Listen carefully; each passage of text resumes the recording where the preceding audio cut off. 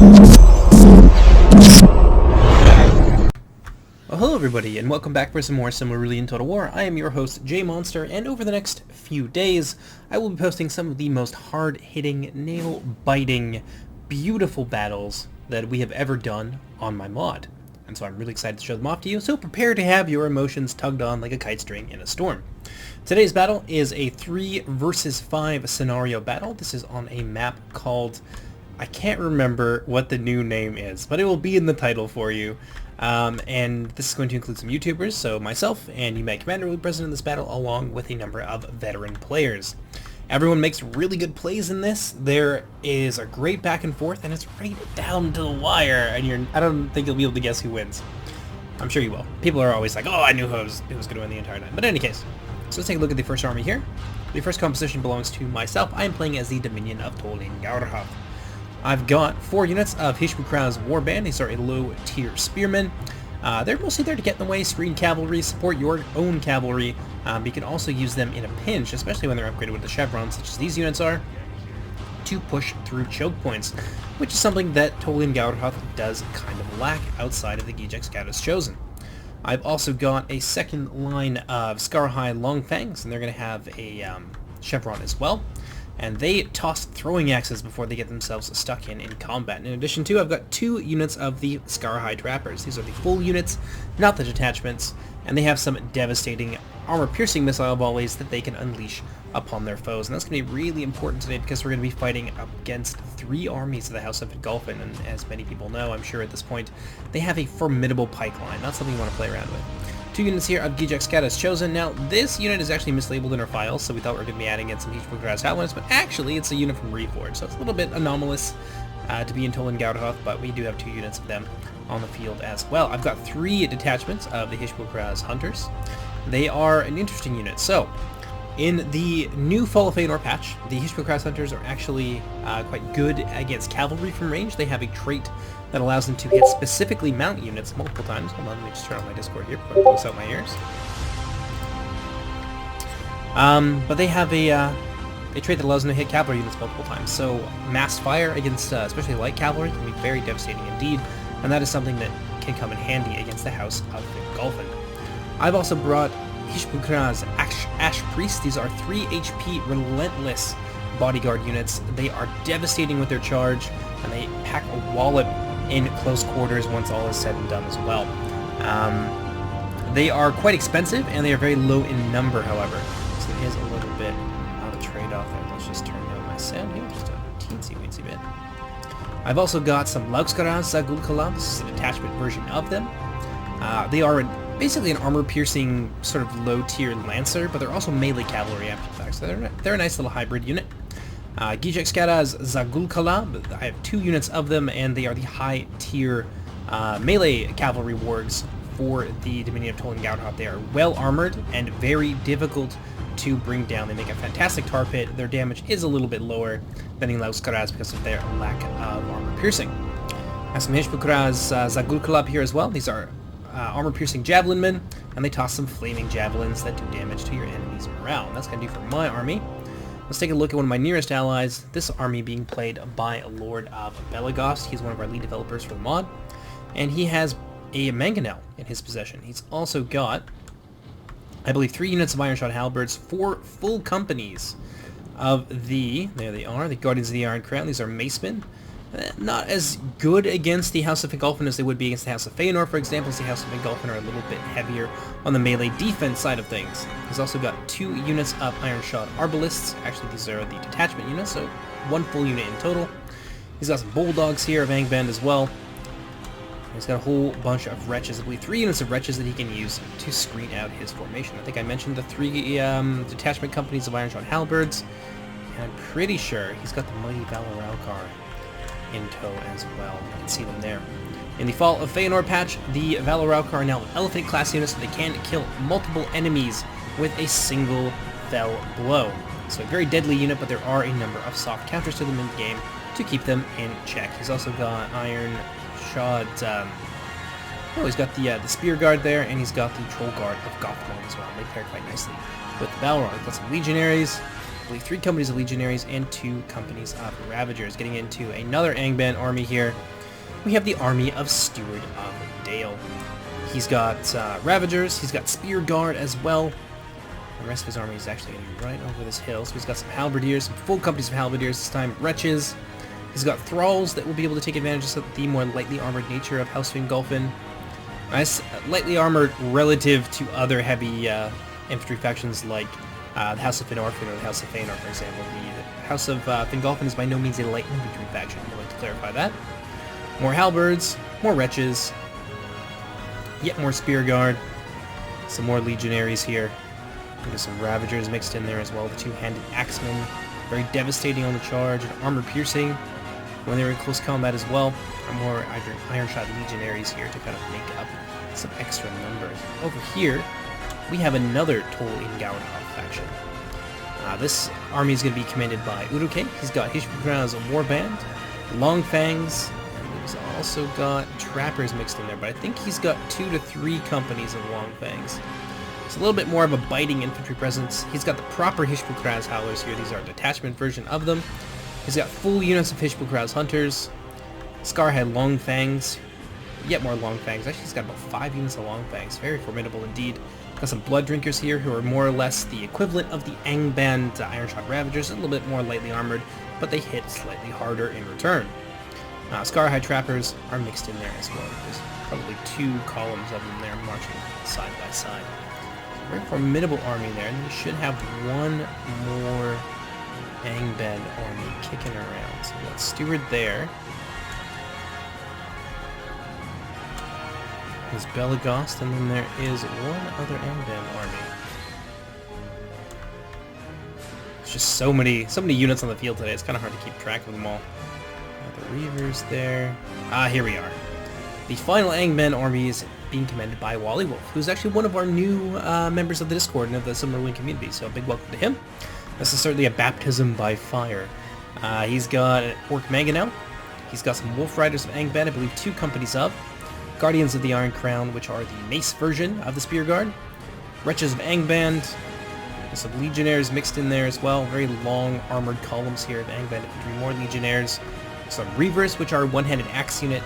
Ravagers with the 2-handed axes, and some Iron-Shod Halberdiers, 2 companies of them here. Now, these are looking like detachments. Indeed they are. I think that's going to do for the most part. For the attacking armies, we'll certainly see more of them as things progress. Go ahead and slow things down here a little bit. We have an army from Tundra's Fox. House of the Golfin Lancers right here, and I think he's got his ally in close attendance as well. We're going to see a small cavalry presence here from Ubad Commander. So some Lances of Anan and Galud for both players. We'll pop quickly across the river here. I don't want to miss it. A second of the action. Tundra's Fox has some Bladesmen here. He's got some Marksmen. Marines of Vignoir, which are armor-piercing javelin units, and Blade Masters of Barret Ithel. They are 2-handed swordsmen. They do exactly what you would expect them to do, but a little bit different from other 2-handed elven bladesmen. The House of Fingolfin do specialize in their swords. These guys have a minor missile deflection bonus, which is basically an invisible shield value from the front. We've got some Armitar of Barret Ithel here. I want to get a nice little close-up on the model of these guys. They're a detachment of the Bladesmen of Barret Ithel, but they are made slightly more elite by the sort of more unique nature of the sword units in the House of Fingolfin. More Bladesmen of Barret Ithel here. I think he's got some Marksmen over there. Nope, we get more Bladesmen, some Blade Masters, Marines.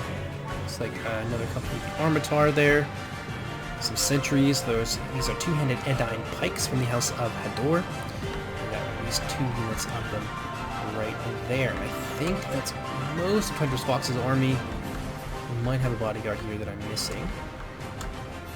No, it doesn't look like it. It looks like it's mostly the Armitars. A little bit more of a numbers-focused approach here. Some of his units being held in reserve. Blade Masters, Marksmen. Oh, what do you know? He's got some Airimo Arantar. The personal bodyguard of High King Fingolfin himself. You can see the High King is with his retinue, and he's marching there behind those 2 banner carriers. Up here we've got Sons of Húrin from Ubad Commander.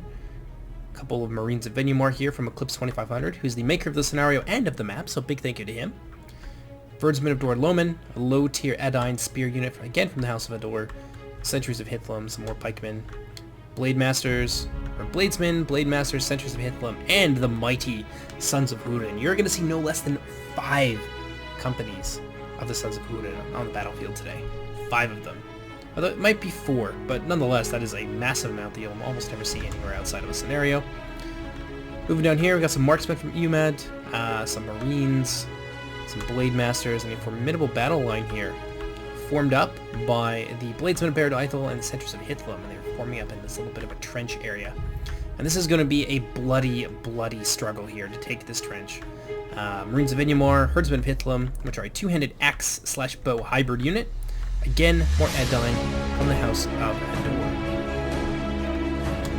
We've got some Herdsmen, some more Herdsmen, a really solid frontline unit, some Herdsmen of Hithlum, and then some Marines of Inyamar even behind. I think what's going to do for most of their army here, so we've got a little bit of action over here, some early cab action from UMAD Commander and Tundra's Fox, moving around, trying to get something done here with their cavalry, trying to get in behind our armies, but I was able to kind of box them in with my tooling down outfit, which is what we do so well. So I've got 2 units here, streaming in from behind from the other side of the lake. I've got some Hishbulkraz Gulkalab laying down a withering hail of their flaming bolt fire. And my ally Steward of Dale is actually coming here, some of his troll guard of Gothmog. So these lancers are in big, big trouble. Gijak Skaraz pitting them in place, while other elements of our army continue to deal damage to them. These flaming missiles from the Hishbulkraz, claiming the lives of many of these valiant elven light cavalrymen. Now, Lancers in Silmarillion Total War actually don't do too badly against warg units. You can see them holding their own here against some Vorbak Gazutar from Uruk. So this is a legendary company, a regiment of renown for all intents and purposes. And they are specifically tooled to fight well against cavalrymen. Uruk coming in with some of his Hishbulkraz as well, getting a little bit too close here. And those Lancers will be able to engage them in close quarters. However, with that support nearby, the Vorbak Gazutar are extremely fast. We're going to get blocked a little bit, so a bit of a positioning oops there. But they will succeed in chasing off UMAD Commander's Lancers of Adon Galuth. Tundra's Fox falling back, having lost about 12 or so of his Lancers, 12 or 15 of them. He is now going to retreat back across the river to the strong positions held by the House of Fingolfin. Go ahead and fast forward here just a little bit, because there is quite a lot of marching to take place. So I'll see you guys in just a few moments. And so, here we are. Now you're going to see a lot from this little Lancer unit, mounting a very sneaky and bold charge against the Troll Guard of Gothmog. The Troll Guard are technically infantry for all intents and purposes mechanically, and so Lancers can be particularly devastating against them, especially if they manage to get some rear charges. They'll knock off that 6 or 7 HP very, very quickly indeed, and Tundra's Fox was swift enough with those light Lancers that he actually kind of catches me off guard here, so they're going to round again for another attack. I'm going to have my Hishbulkraz Gulkalab in place, and the Ashclaw Wargs are going to make him pay for it. I'm going to try and get in there with my Gijak Skaraz as well, but unfortunately, they're a little bit too slow, and even the Vorbak Gazutar are not going to be able to close the ground quick enough to prevent these light Lancers from escaping once again. Now, one other thing to note, a little bit of early action over here. Some of UMAD Commanders, the remainder actually of his light cavalry, are trying to predate upon some of the Ashclaw Hishbulkraz wards. And they heroically sacrifice themselves to draw out the Vorbak Gazutar as well, whereupon Tundra's Fox's marksmen in the back here, they're hanging around here somewhere. There's some missile units that they use to extract a fairly even trade there from the wargs for the cavalry.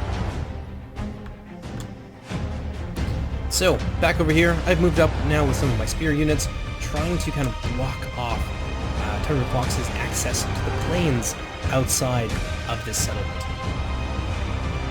Because the last thing we want is just one of those light cavalry units running around here, causing all kinds of havoc. This is exactly the sort of soft underbelly of our army that the Lancers can be particularly powerful against. Because we don't have a ton of spear units here. Most of our stuff has been, our anti-cavalry tools for the most part has been shifted to the front lines to try and zone them out. Let's see, we've got some Marksmen of Baradithel here going after Urukay's Hishpulkraz wargs. I think they're out. No, they still have some ammunition left, so we certainly don't want to lose them like this. But looks like Urukay doesn't see it, but now he's going to pull back, taking some fairly substantial losses there, probably about a third or so of the remaining unit in that exchange. Got the Vorback Gajutar over here as well. Thing to note about these guys, they are locked morale and they can hide anywhere. So you never know when they are going to pop up. Very scary unit indeed. So if Thunder's Fox tries to come out here with his Lancers, he will almost certainly be caught. But he's not going to come out from that side. Out come the Lancers again. The Lancers of Anon in Galuth. This heroic little commando unit, 20 of them still remaining. It's less than half strength. And they're going to charge headlong into the thralls of Angband. Low-tier archers can be useful for their volume of fire, especially against light targets. Steward of Dale is going to support them with some Troll Guard of Gothmog, but those very swift light lancers are going to be able to pull out of that. Avoid the Spear Guard here, and it looks like they're going to beeline right for the Mangonel. If they can take out Wallywolf's Mangonel, that is a huge blow for the attacking forces, as there are some very tight choke points up there bristling with pike units, and Mangonel is going to be an important tool for evening out that fight. So a nasty charge here. Unfortunately, they target the wrong side of the unit and end up wasting their charge, charging for the most part into the siege engine itself. But luckily, these Lancers are fast enough that they can just quickly move out, turn around, and reset their charge. And another big charge here going into the rear of that Mangonel, but Wallywolf sees it, and now he's brought forward some Ironshot Reavers to sort of block and prevent those Lancers from being able to wipe out that company entirely. But there's some very, very tempting, juicy targets here. And one of them, of course, is the Hishpulkraz Hunters. A nasty charge here in that wedge formation, which didn't really seem to do nearly as much as the flat line, but they certainly trampled many of those Ashclaw works underfoot. Now Tundras is going to pull out again.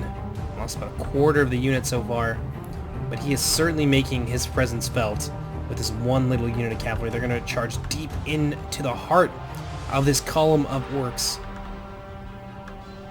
And they're going to again fall back before anybody can inflict serious damage upon them. Looks like they have one more charge in them. There's some Guardians of the Iron Crown coming forward from Wallywolf, just trying to pin them down. Many of those Ashclaws are going to be driven into the riverbed, but now there's a minor surround here. They could end up routing. Potentially take some casualties there, and nope, it looks like Thunder's Fox is going to be able to escape unscathed yet again. And so now I've brought in some of my wargs to try and hunt these guys down, but they're just so much faster than my big, burly, beastly wolves from the Isle of Werewolves. And it's not going to be easy to pin these guys down. Unfortunately, my attention was elsewhere. And so Thunder's Fox is going to be able to slip through that net, and wargs are going to run in the complete wrong direction. And now many other squishy targets have opened up before him. There's Reavers in the back, there's Legionnaires. There's plenty of ways for Tundra's Fox to rack up even more kills against the Orcs of Angband. Legionnaires, they are going to countercharge, mostly as a matter of desperation. Don't generally recommend that you do this. Those Lancers will actually take about half, a little bit over half of their remaining number, almost. They're still going to be able to pull away once again. So we've got some Guardians of the Iron Crown here. They don't stand up particularly well to Lancer charges, and there may not be many of them, but they can still hurt. And finally my wargs are going to catch up to them, and we're going to bring this reign of terror to an end.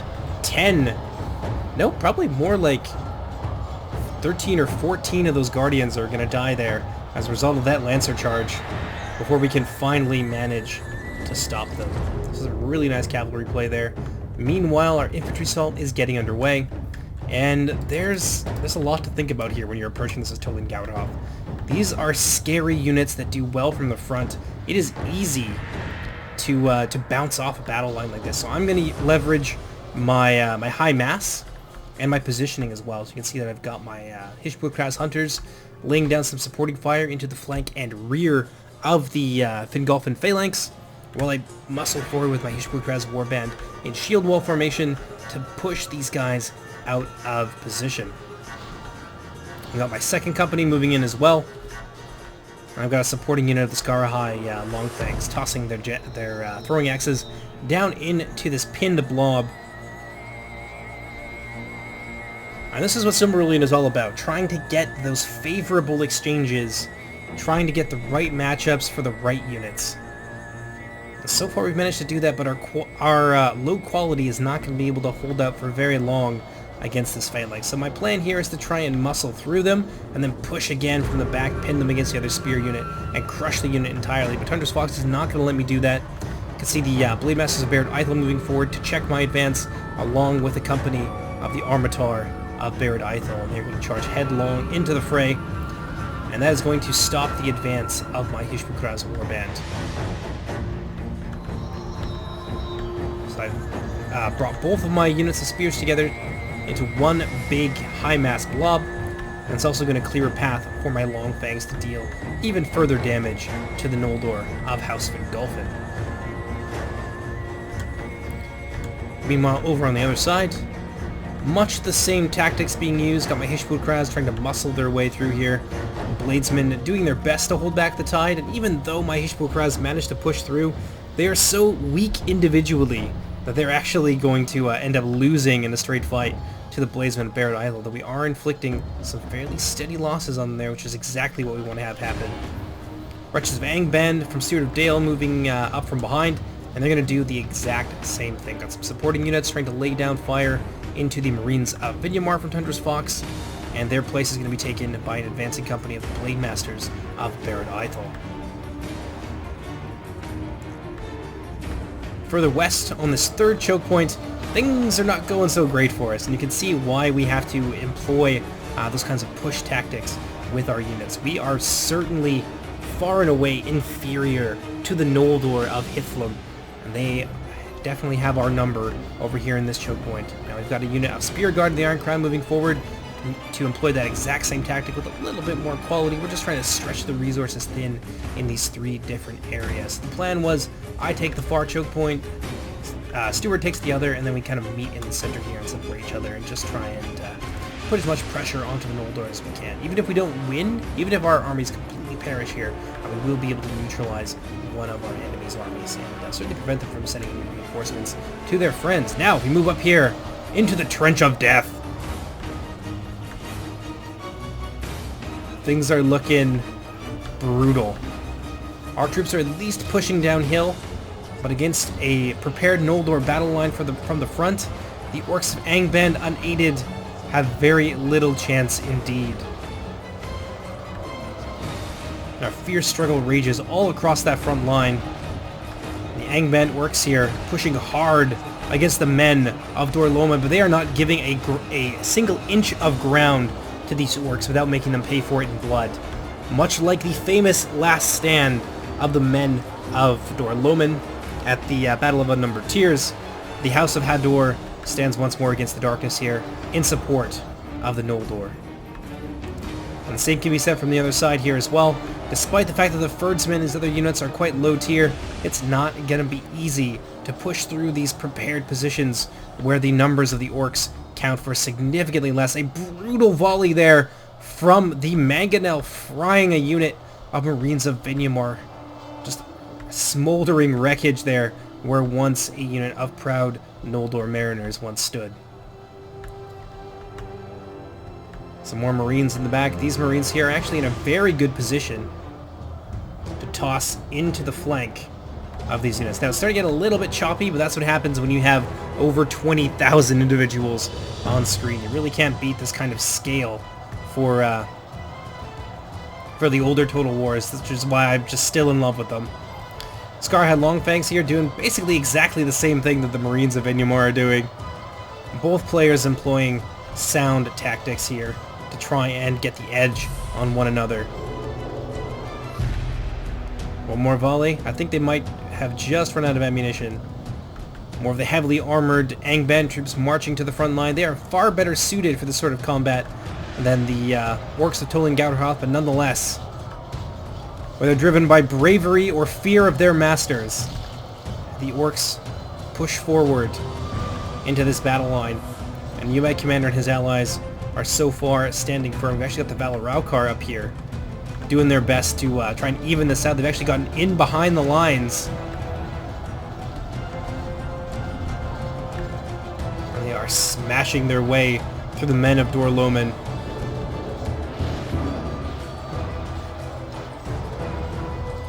See if we can get one good shot here. It looks like Belegos trying to pull them out, maybe save them for another engagement. I think one of the mighty fire spirits has fallen. Yeah, it looks like there's just two out of the normal three. So things are looking pretty ugly for Angband up there. But if we pop back down, we can see that we've actually made some pretty serious progress here with Tolan Gaudahof. The Urloki, the fire drakes of Morgoth, raining death and destruction down upon their enemies. And against light infantry, or against, even against unshielded heavy units from the rear, that fire can have a devastating effect.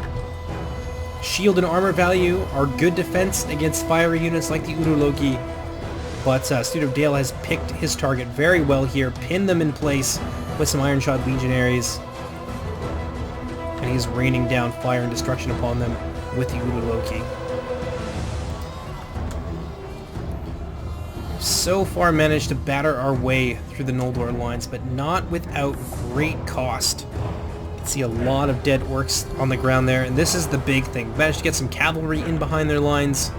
I've actually managed to kind of slip through with a unit of my Gijek Skadas as well. And they may be melee cavalry and not have the highest charge value in the world, unlike many Lancer units, but in Silmarillion, armor values tend to be lower while melee defense is higher. So contextual attacks like rear charges and flanking maneuvers have a very, very great impact. And these Marksmen of Barad Ithel here are going to feel the wrath of those Gijek Skadas as they charge into their rear, cutting down many of them. And Tundra's Fox is slowly trying to drag what units he can away from that fight, trying to save as much as he can, because the Noldor are just so heavily outnumbered in this fight. Not only are they outnumbered by 2 armies, the orcs naturally have greater armies than the firstborn of Iluvatar. Rather, numerically superior armies than the firstborn of Iluvatar. Another charge there from the Marksmen of Barad into the Marksmen of Barad Ithel. Gonna claim about 10 or so individuals from there. And the Gijek Skadas are relentless, cutting down those Noldor, feasting upon the fallen, as the Marksmen of Barad Ithel beat a panicked retreat back towards the remnants of Tundra's Fox's garrison. Now if we look over here, the Urloki have managed to muscle their way through. Certainly want to be careful around those pikes, who have some very high bonuses against mounts and elephants in particular.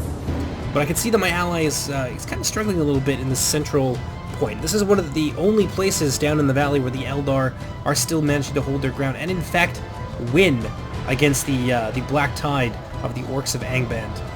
And so I'm going to pull my Gijek Skadas out of that fight, and the Marksmen of Barad Ithel have been saved by the sacrifice of their comrades. We're going to go ahead and turn that up.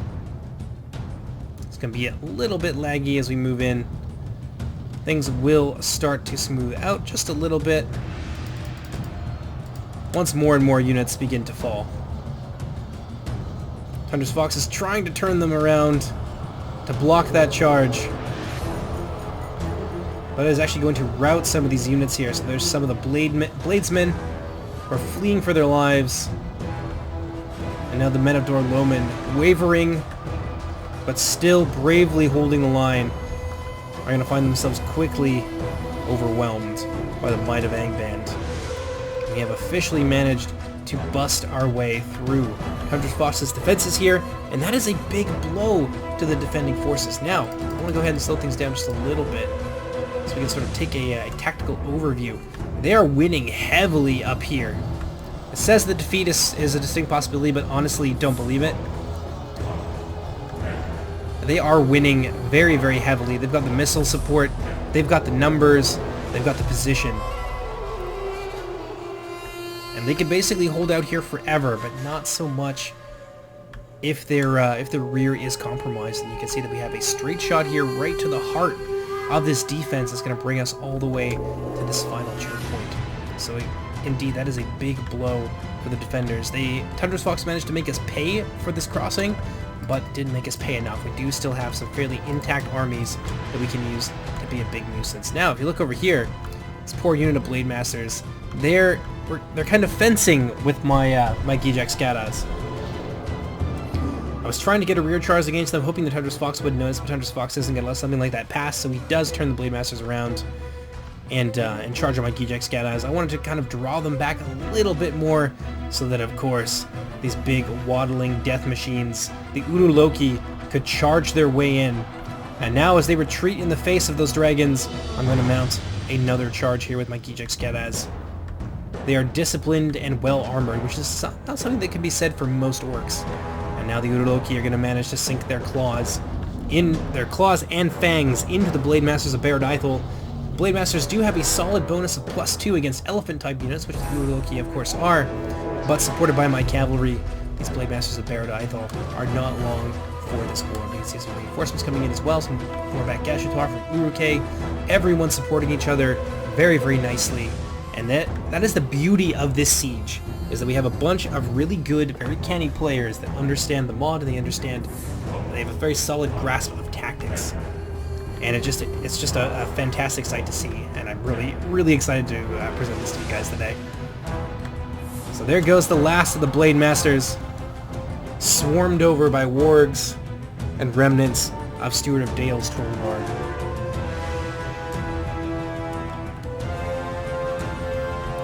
We're just about hitting that halfway point, and now things are going to cool down here for a little bit as we reform and lick our wounds, because if you look at these crossings here, they were dearly bought. I've still got a fair amount of reserves and all of my really good stuff remaining, like my Wolf Guard, I've got my Ash Priest, etc., etc. Well, most of my Wolf Guard. They took some casualties trying to get across in that final push.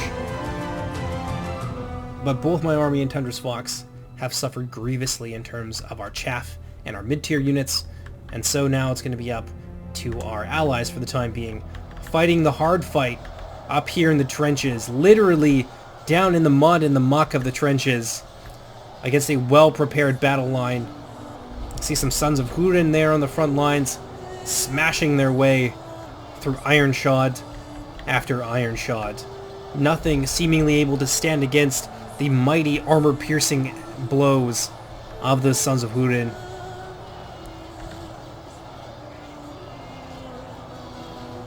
A brutal, brutal siege here, and Angband is starting to give ground. They've got the numbers still.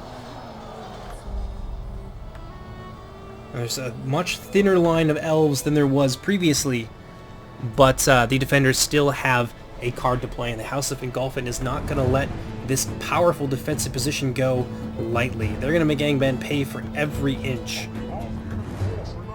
And the Edain of the House of Hador are a big part of that. Let's see if we can get a good angle on them here. Marksman of Barad Ithel out of ammunition, now being committed to the fray.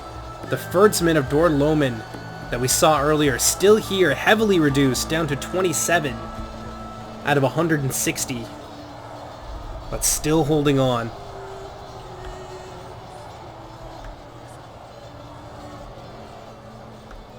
A brutal, brutal line battle. A little bit of progress is being made.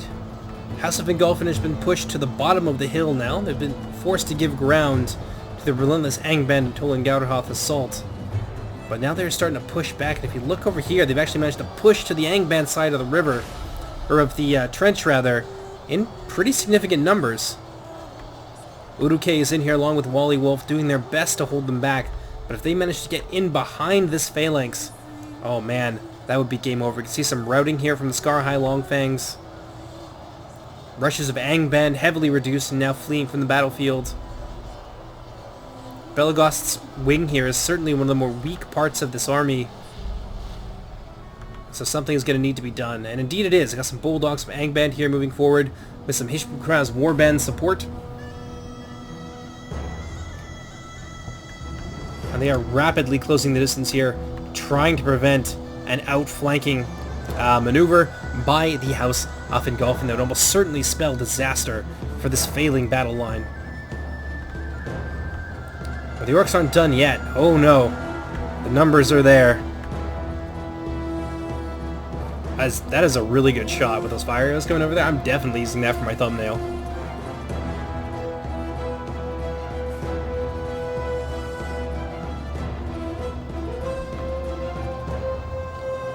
More and more Angband units maneuvering themselves into position.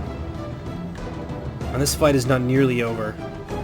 Marksmen of Baradithel coming under quite literal heavy fire as the Hishpukras pelt them with fiery arrows, driving back the Marines of Vinyamar from Tundra's Fox to the high ground, where they're going to be an even greater and easier target for those bowmen. Much needed reinforcements now joining the fray.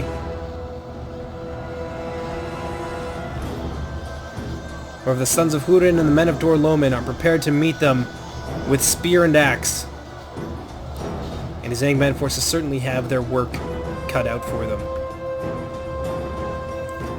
Now if we just pop across the river here, we are slowly getting ourselves into position, but it's going to be still some time before we are able, and comfortable even, to assault this final choke point. We only have one avenue of attack, and of course, the Noldor of Hithlum are well prepared for our advance. Some sentries and some Marines of Vinyamar there working together to block off that entrance, and some marksmen up there at Eithel in an excellent position to rain death and destruction down upon us as we approach this final choke point. Or this is like the penultimate choke point.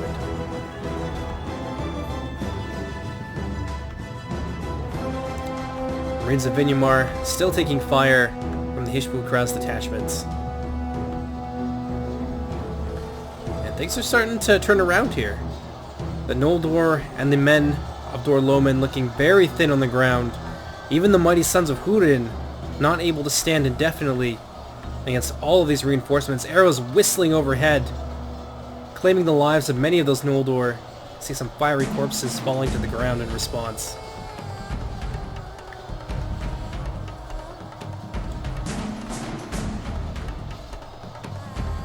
Not done yet. Not by a long shot. Starting to pull it back here a little bit, even with the addition of new reinforcements. More iron shots swarming up the hill here to push back the Edain and the Elves. But more reinforcements coming from the Fingolfin side of things. Some marksmen of Baradithel out of ammunition and a little bit tired.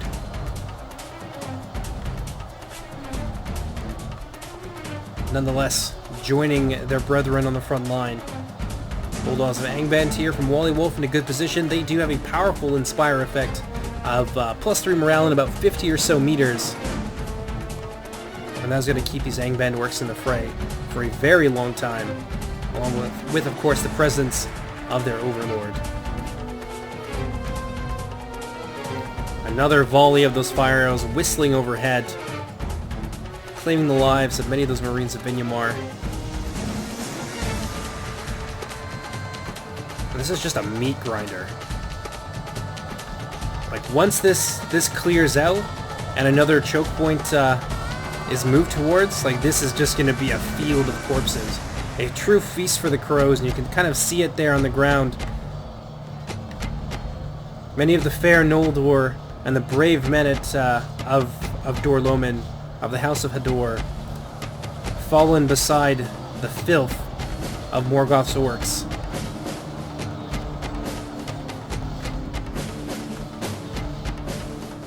And now we've kind of reached critical mass on this line here, and it's beginning to buckle. There's no more reinforcements that are forthcoming. You can see a big mass push as many of the spear units coming from a reserve position moving to the front lines and pushing together in tandem.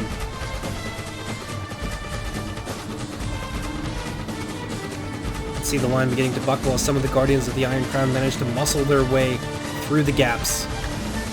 Sentries of Hithlum, too few in number to stop what's happening. And some breaking here. Some of the Furtsmen exhausted from their fight, now breaking and running from the field. And Angband is slowly beating down what resistance remains on these two wings of the trenches here. These two ramparts have now fallen. Some of the marksmen of Baradithel from Tundra's Fox fleeing, along with some Marines of Vinyamar who are going to do so under a hail of fiery arrows. Ooh, nasty. Quite a lot of them died there because of those volleys. And the men of the House of Hador are going to buy them the time to fall back to the final level of this defense. Now it's pretty close here, too. 57 to 54. Slightly in favor of the defenders by a few percentage points.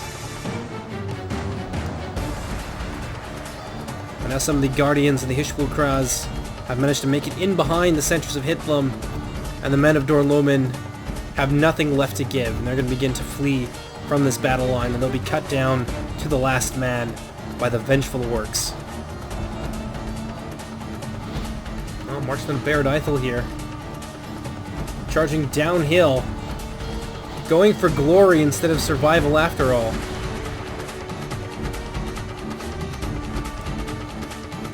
Possibly trying to buy the Marines of Vinyamar here the time they need. Well, with the Sons of Húrin from Eclipse, battered, having lost half of their number, but certainly not broken. They're going to fall back and rest up for this final stand as we move in to the latter half of this replay. And the orcs are going to celebrate just a little bit, but look at the damage done to both sides. Let's get a good look at this as the orcs round up and slaughter what few survivors there are. Elves, men, and orcs, all sharing one mass grave. It looks like these spearmen are just refusing to die. Scarhide Longfangs, some reserves here from Uruk being brought forward to finally break the defense of the men of Dorlomin. A small pocket of resistance is really all that remains, I think. I think that they've been broken on the other side as well. Yes, indeed. Marksmen and Ferdsmen perishing together. But that was a brutal, brutal fight. Look at that. Beautiful sight indeed. And now we've begun to move forward with our own units. I've got my Scarhide Longfangs here that I kept in reserve, tossing their throwing their throwing axe payload rather, at the Marines of Vinyamar and the sentries of Hithlum. It's not going to do a ton to them, since the Marines are going to be able to block a lot of that with their shield value of, I think, 7 or 8. But it's not foolproof against those axes, and some of those Noldor will be brought low.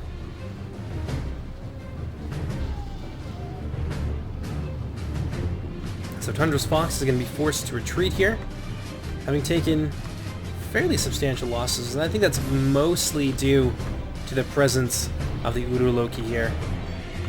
A fire raining down death upon the Edain and their allies. Tundra's Fox will manage to escape from that, mostly unharmed. 1 or 2 might get cooked. But actually, I think it was just this one unlucky Marine of Vinyamar. But that's going to leave us in control of yet another avenue of attack, and we actually managed to win this fairly bloodlessly. We didn't really take a lot of damage coming up the hill, and instead it was our opponents who got hit. It wasn't a huge amount of damage from those throwing axes, but it's certainly better than nothing. There's probably about a dozen, maybe 2 dozen of them dead on the ground there. And now the remnants have reformed here, and that's the Mangonel actually laying down a withering hail of fiery projectiles. It's going to cook men and elves in their armor. I think our Mangonel is mostly out of ammunition at this point, but this is still a formidable defense. There seems to be no end to the number of pikes these guys have. Oh, there's the Mangonel again. This time catching some of the marksmen. Doing light damage to the front line. But these phalanxes are still reasonably healthy, especially on the wings. If you look at their reserves, they have bladesmen, they got a bunch of bladesmen, they got marksmen, Marines of Vinyamar, and there's still another solid phalanx of sentries, Arimo Arantar, full companies of Sons of Húrin, and we've seen what they've done to the orcs so far. 2 more companies of the Sons of Húrin, and yet more bladesmen of Baird Ithel. So this fight is not nearly over. And more of our troops slowly waddling their way up the hill, and Angband collects themselves after that fairly traumatic experience down there in the trenches. we move ourselves into a position where we can actually use our missile units, because that's going to be how we get through this last choke point here, is leveraging our missile units. Our melee prowess is nothing compared to the Noldor. So using up our mangonels, using up our hunters, using up our trappers, getting as much damage done to this Noldor front line before we get anywhere near it is going to be imperative for coming out on top, because once we commit, it's much, much harder to get our projectiles to toss into the fray. So luckily we've got some Uroloki here, Hishpukras, Howlers. Actually, those are the infantry unit that's not supposed to be here. Well, that's fine. We're going to use them up anyway. I have some Wolfguard here, some very healthy units of Wolfguard. These are one-handed macemen, some four-back, and some remnants here from the Angband army. Ooh, nasty. I think I know exactly where they're going. Uroloki doing their best, cooking some of these guys, but the shields and the armor will serve these Noldor and Edain very well from the front, and so the damage is fairly limited there.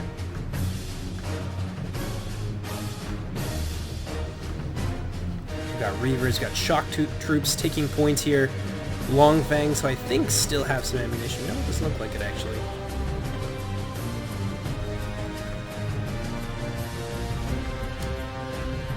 More orcs pushing their way in. I've actually brought my cavalry over here as well, and Wally Wolf was going to bring his up. So we have a fairly substantial cavalry reserve. And of course we have the mangonel here of Wally Wolf, laying down the pain. Let's get one more good shot from that mangonel. Hopefully we can get one more.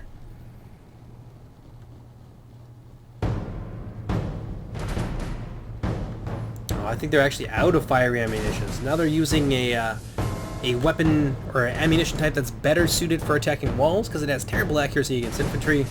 So the mangonel card has been played. I've got my trappers up here. I've got some of my my long fangs as well. They've got a little bit of ammunition left.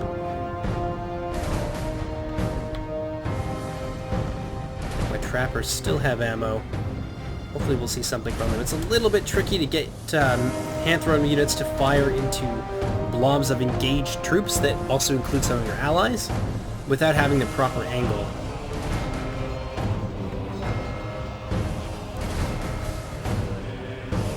So look over there, my trappers are actually going to manage to do a fairly decent amount of damage. Again, I don't want to attack these guys head-on until I've used every other resource. I'm going to exhaust all of my options before I get anywhere near these guys.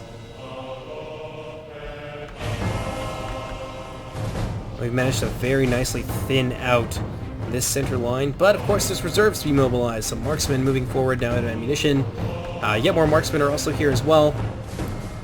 And now my Scarahai are going to charge into the front of this weakened line. But at the same time, the Noldor are going to instantly reinforce it. I think I've got my trappers over here also focusing on this particular part of the line, really desperately trying to break through the center, and also get a piece of this more healthy section of the line as well. Udurke is going to move forward in a general charge. Udurloki have been brought forth as well. They're charging along the length of the line, trampling elves, men, and orcs in their ruin. Beautiful charge there. Really, really good use of Steward of Dale's Uroloki. However, next to those pike units, they're going to take a lot of damage very, very quickly, and I don't think we're going to see too much more from the Uroloki. Oh no, what do you know? One of them managed to escape. After causing all of that chaos, and some really nicely coordinated attacks here. Just as those Uroloki leave the fray, infantry smash into the front of the Noldor line. They're really, really struggling here.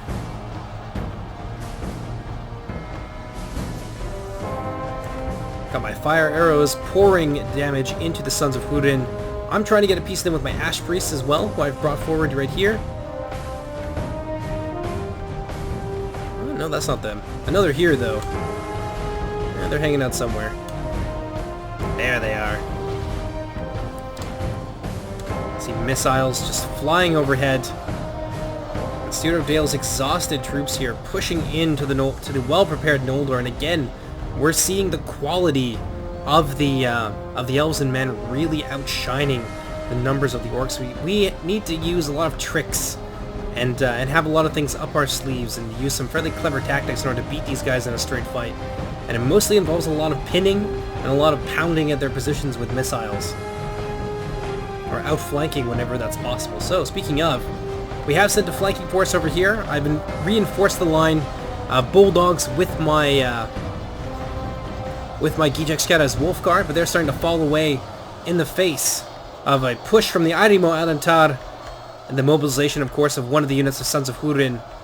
They are dealing obscene damage to our troops, and now we're going to try our best to deal with them the only way that we really have available to us, and that is going to be with our missile units. So you can see some Scarhide Trappers mobilizing alongside my Ash Priests, and we're going to try and put some pressure on this left wing here and try and break it if possible. If we head back to the front line, let's go ahead and slow things down just a little bit. See that it is still bedlam. Some throwing axes being tossed in support. Got some halberdiers here moving up. Wally Wolf has some, thankfully has some really good reserves. Some halberds are definitely needed. I think that's one of the Angband generals, which, yes, indeed, it is still a Nazgul. We're working on changing that. That's going to be one of the Angband generals going down. Missiles on the second line doing their darndest. But the Noldor are actually pulling it back here with a massive influx of reinforcements onto the front line.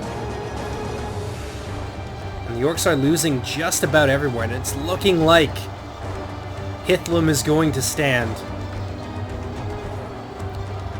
Overwhelming numbers of the Orcs are starting to drain away, as well as their fatigue and therefore their morale.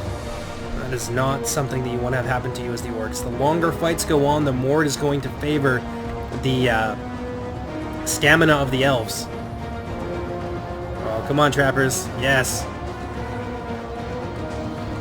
Doing their best to focus down the Sons of Hurin.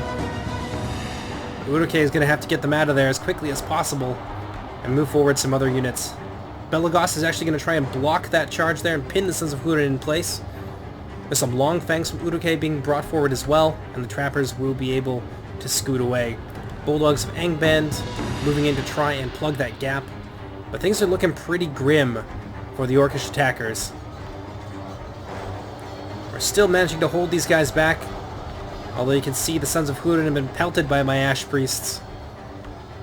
And the Scarhide Trappers as well in reserve, and I can see Eclipse setting up for a charge here, and my Ash Priests are definitely up to the task. And so I will countercharge the Sons of Hurin, and they're going to be in big trouble. Outnumbered, weakened, they are going to be no match for the Ash Priests, especially not with that Javelin support. You can see many of these formidable sons falling to the axe and fangs of those fallen Maiar. Trappers still pelting away. This is a close match. A little bit in favor of the attackers at this point. But the defenders certainly have everything they need here on this line to push through and destroy us. Sons of Hurin leading the way, spearheading a renewed assault. And the Orcs are struggling to hold it back, as you can see their line here beginning to bulge and buckle. And there's almost nowhere where the Orcs are actually winning this engagement.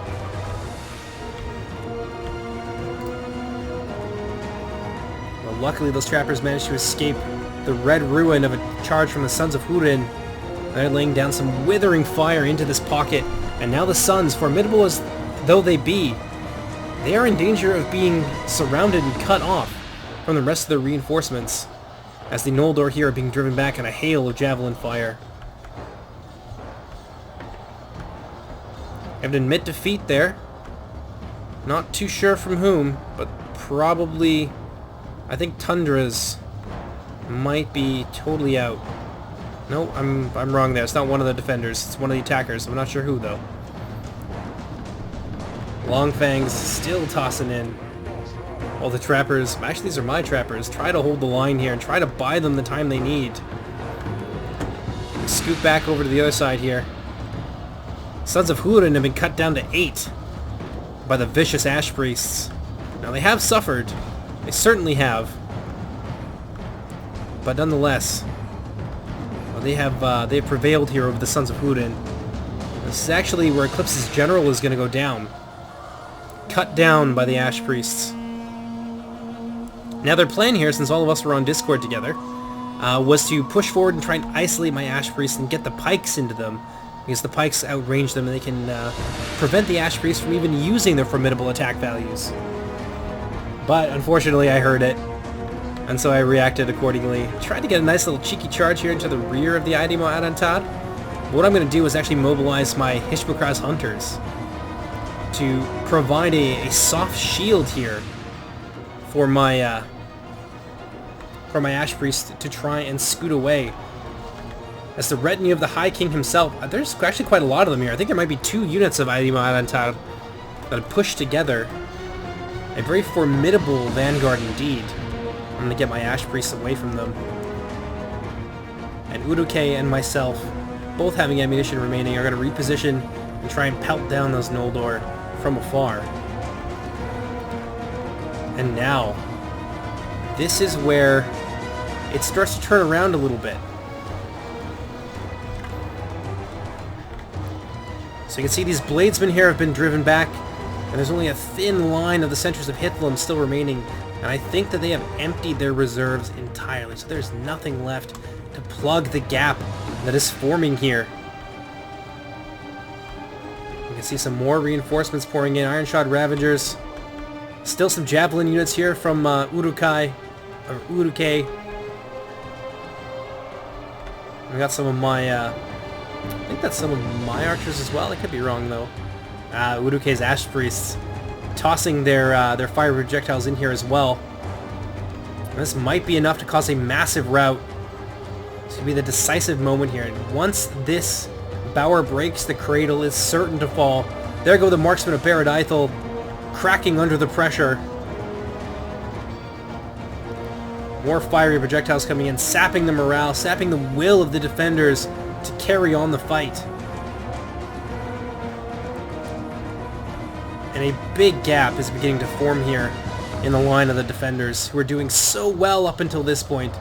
Just the sheer numbers of having to fight 2 extra armies is starting to take its toll. The sentries of Hithlum under heavy fire here from just about every kind of horror imaginable. Fire arrows, Ash Priests, everything. All of that is going to combine into a perfect storm here, and that's going to cause a massive, massive hole here to just melt in front of the attackers, and this is where it gets ugly for the remaining defending infantrymen.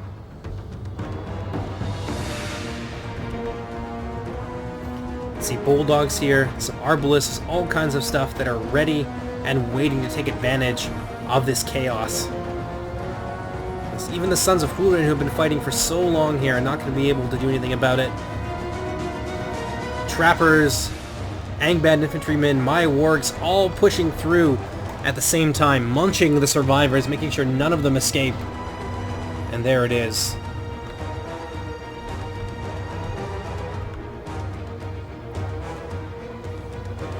Look at the percentages there. Yeah, we're ahead by about 7%. This is the small snowflake that causes an avalanche, essentially.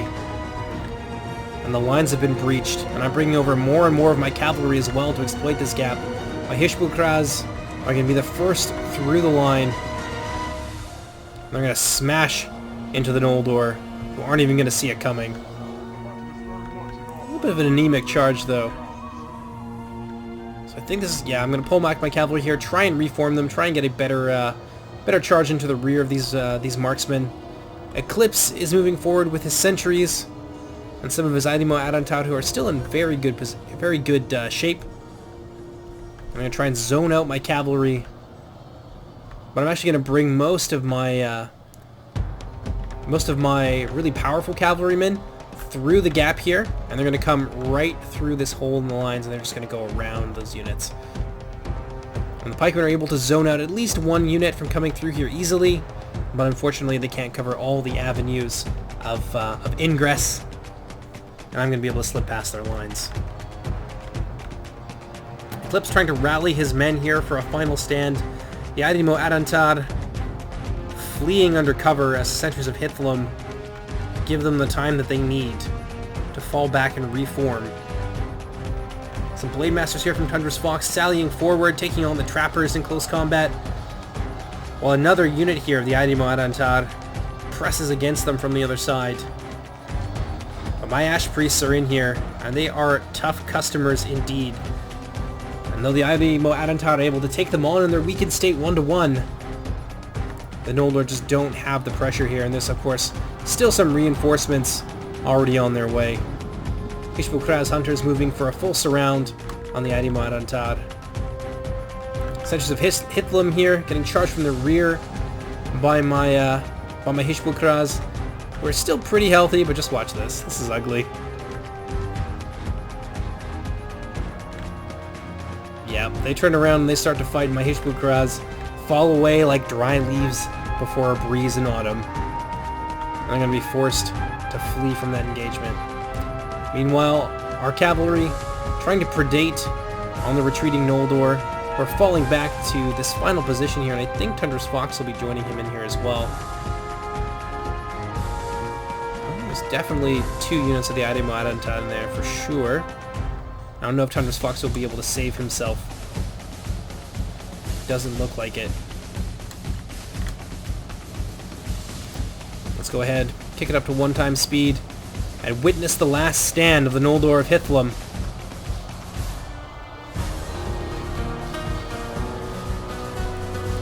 As they sally forward and try and drag down as many of the orcs as possible with them in their ruin. Now, if you look at the percentages there, it's very close. It's quite hard to get to that 10% sweet spot in a 3v5 siege match. We certainly managed to accomplish that today, and it's going to get even closer by the end.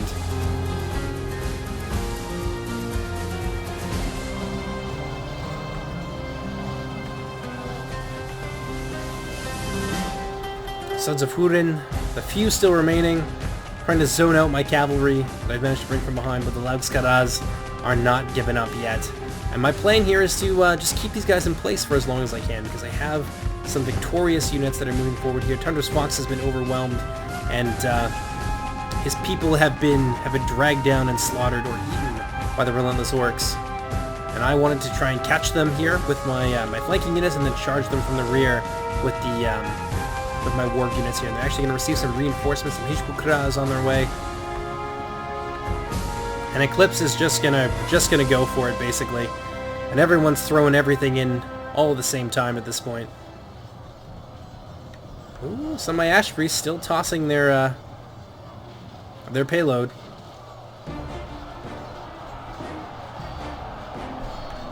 Aedimo Arantar turning around to face the Ironshot Ravagers.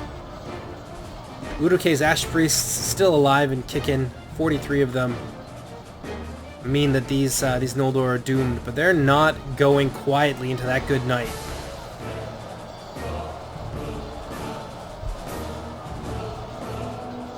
See some of that Ash Priest projectile being tossed at the Aedimo Arantar, but undaunted, they fight on, and the Bladesmen and the Marksmen are making their stand at their back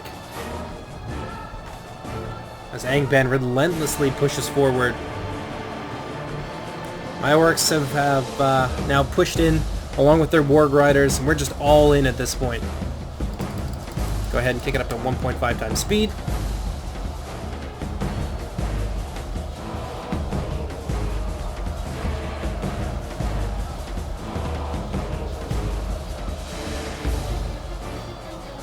Oh man, those guardsmen doing their best to defend their liege. But it looks like this could be the end for Fingolfin. A little bit ahistorical, as he does fall in a personal duel with Morgoth the Dark Valar himself, but no less mighty.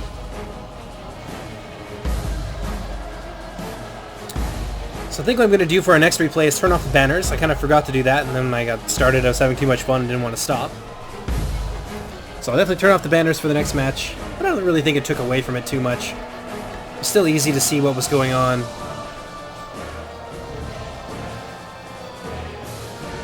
Aedimo Arantar still fairly healthy with 40 men in the unit. I think we might turn this all the way up to 2. These Bladesmen They are not going quietly. No quarter asked or given for either side here, and if we look at the percentages, we're actually a little bit closer. We're going to finish this off at about a 9% difference. I think Fingolfin just fell to a combination of Wolf Riders and Ash Priests. Now the Aedimo Attentat are beginning to crumble without their lord to guide them, dismayed by his fall. The Aedimo might begin to flee here, and indeed they do break, but they will fight to the death.